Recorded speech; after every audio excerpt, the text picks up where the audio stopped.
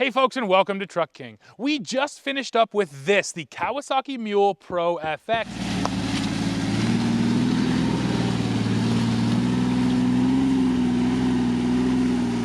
And now it's time to take it back. So what are we gonna use? Well, this beauty right here. That's the Jeep Grand Cherokee 4XE plug-in hybrid. And in this video, we're gonna see how efficient it is and how it tows.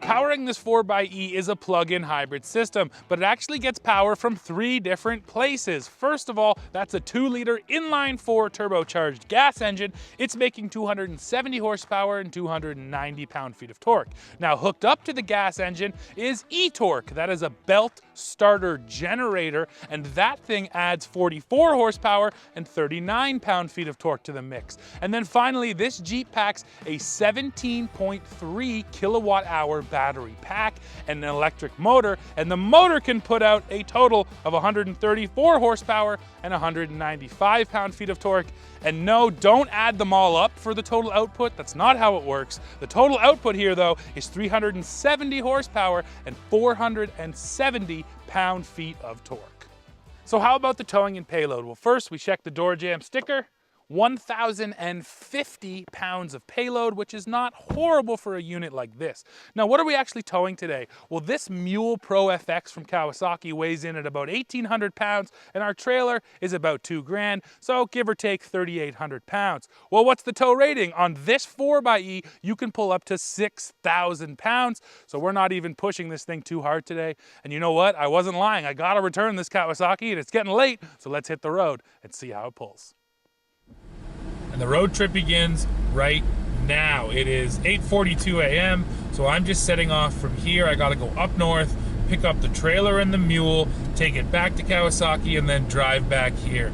So of course I charged up this Jeep. It is fully charged right now. Currently telling me I'm gonna get 43 kilometers just on the battery.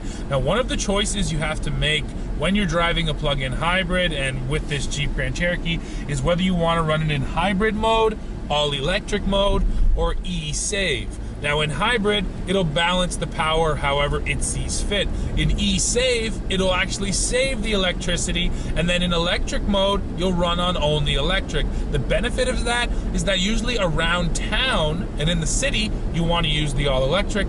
Out on the highway, you might want to save the electricity. So today, I've decided to run it in just hybrid mode. I'm not going to try to save any of the electricity. I'm just going to let it be in hybrid, and then at the end of the day, we'll see if I have any range left over or if it chews through the battery just running in hybrid. Now, you've probably also noticed I've got an adventure buddy back there. Say hi, V. Hi. That's Olivia. She's coming with me today too, and we're going to go meet up with my dad and Nana, and she'll hang out with them too. So it's another family affair today here at Truck King.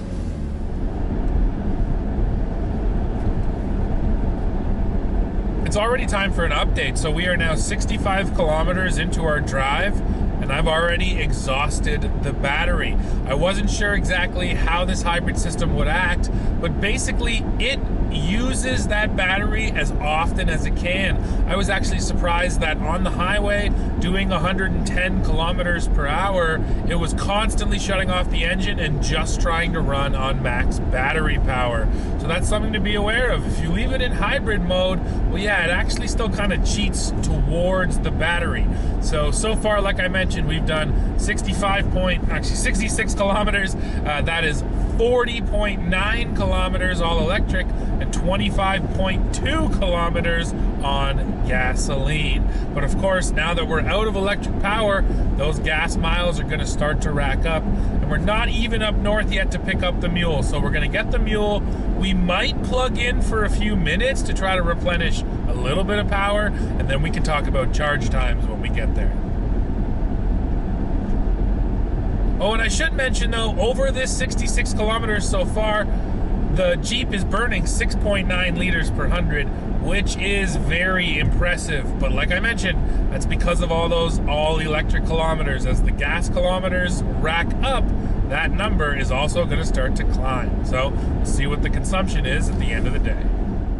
Now let's take a quick peek underneath this Grand Cherokee, and I'll start with the tow hooks. They're right up there in the front end. Very easy to get to. I like that. Now underneath this Jeep, there's not a ton I can show you because, well, look at all of those skid plates. I've got to tell you guys, we've been putting vehicles up on this ramp for about a year now, and I think this Grand Cherokee has the most skid plates I've seen on any single vehicle. Now, our Grand Cherokee you're looking at today is just an overland model, but it does have the off-road equipment package added to it, and that's why you're getting a few of these skid plates. Now we'll do the magnet check, and those are steel skid plates. Our magnet sticks to them. Let's move back. There's the transfer case skid plate. That's just another middle body skid plate. This is the one you really usually don't see. And then you have one skid plate on one side and a skid plate on the other side. And then as you get all the way to the back here, you got a couple other skid plates for, I'm not even sure what, but these are all steel skid plates, which is really appreciated. And then at the rear end, if I zoom in and it brightens up, you can see those big airbags back there as part of your airbag suspension. Now, the one other thing I want to show you guys, it's a little tricky to see, but if you look right up in there, let's see if the camera can focus right there.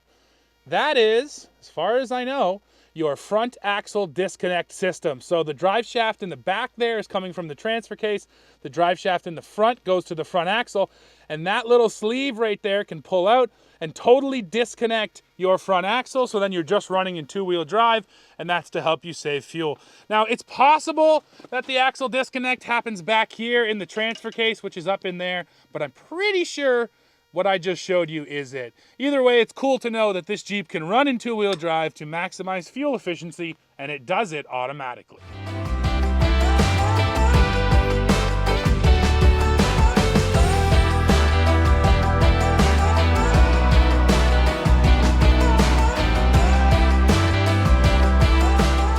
All right, time to back into our trailer, and we can take a look at the camera system.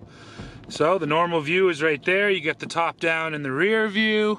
You can get just the wide rear, wide front, top down in the front.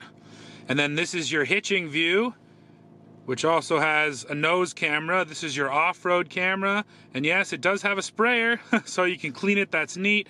For our purposes right now, we want to hitch up. Well, I'm pretty offline. Let's see if I can save it.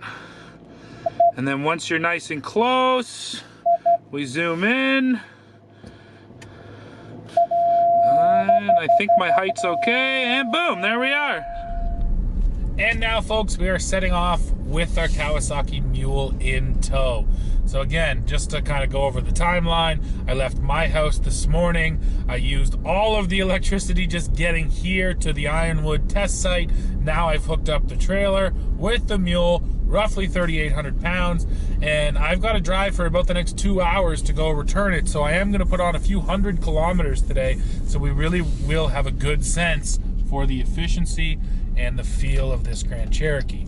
Now, the model I'm in today does have the optional air suspension, and air suspension for towing is a good thing. Of course, the one thing it does is it brings up the attitude of your rear end so that the vehicle and the trailer sit perfectly flat. I really appreciate that.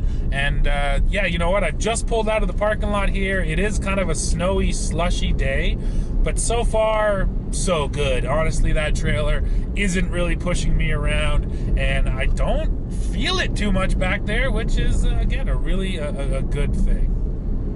Now, there are two systems in the Grand Cherokee that are missing when it comes to towing. The first one, which I've harped about for a while, is tow haul mode. This vehicle, to me, seems like enough people probably tow with it that a tow haul mode would be appreciated. Now, Jeep says that it will basically start to change its shift mapping just based on knowing there's a trailer back there and feeling the weight. So, yeah, there's kind of a tow haul mode, but still, a driver selectable tow haul mode is usually a nice thing. Now, another system I am using, up here on the dash, I have a button which turns on max regeneration. Now, you notice when max regen is on, because when you lift your foot off the gas pedal, you immediately feel that braking sensation from the regenerative brakes. Especially with the trailer, I feel like it's going to help because I have so much weight pushing the vehicle that I'll be able to regain as much power as possible.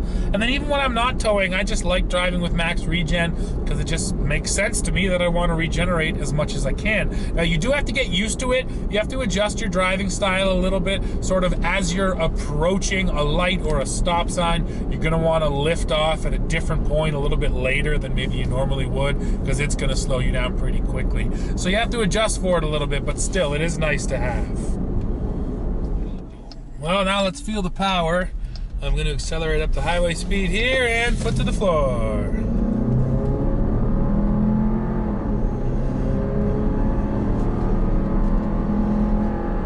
And there's 100 kilometers an hour. That's not bad. It's not crazy powerful, and you do hear that 470 pound-feet of torque number. It definitely doesn't feel like 470 pound-feet of torque. Now, I do have to mention, though, my battery is right now fully depleted, so it's mostly just using the power from that gas engine. I'm sure there's some power coming from the hybrid setup, but not max power. So it is worth noting that, yeah, the numbers on paper sound pretty good, but in the real world, it doesn't feel crazy powerful. It feels like just enough. And then because this is a small 4-cylinder engine, it doesn't sound the best. It's a little buzzy, and you really have to get it up high into the rev range to get all of that power. But once you're cruising like this, up at speed, this thing is exceptionally quiet. You don't hear the engine whatsoever, and I definitely appreciate that. Well, ladies and gentlemen, we just pulled into Kawasaki headquarters where I dropped the Mule off.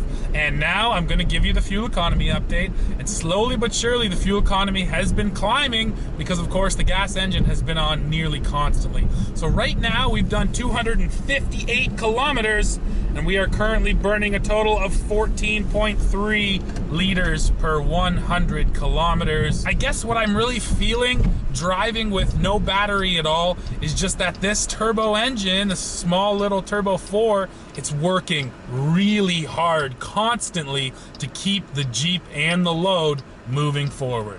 So yeah, 14.3. I did just offload 1,800 pounds of Mule, and now I have another 100 kilometers to put on, or maybe a little more. So we'll see if that number comes down a little bit on the way home. But yeah, for now, 14.3. And I guess I should add, now that the Mule's gone, as a tow vehicle, the Jeep has done excellently. It's quiet, it's absolutely comfortable, the air suspension is excellent, no complaints. Well, folks, we have arrived at the end of this video. Now, I did have a full outro recorded, but sadly that decided to go corrupt on me, so I'm going to end it this way. Now, I did get a shot on my phone, so you can see the final numbers.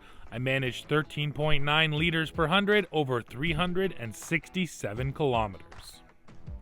Now, one thing I noticed there is the Jeep says I did 67 kilometers of all-electric driving, but I know that the battery initially only got me about 43 kilometers, so the other 20-plus kilometers actually came from regenerative braking, which is pretty neat. So with all that in mind, what is the verdict here? Well, like most plug-in hybrids, if you just stay around town, this thing is extremely efficient, and then when you venture out, you will end up using more gasoline, but the beauty is you have the choice to use that gas engine when you need it to go further, and let me tell you, if you do have a trailer to pull, this is a good option. Now, of course, I want to hear from you, so please go below into the comments. Let me know what you think of this Grand Cherokee. As always, while you're down there, don't forget to hit like, hit subscribe, hit join to become a member, and then come back here to Truck King to see what we are testing next. See ya.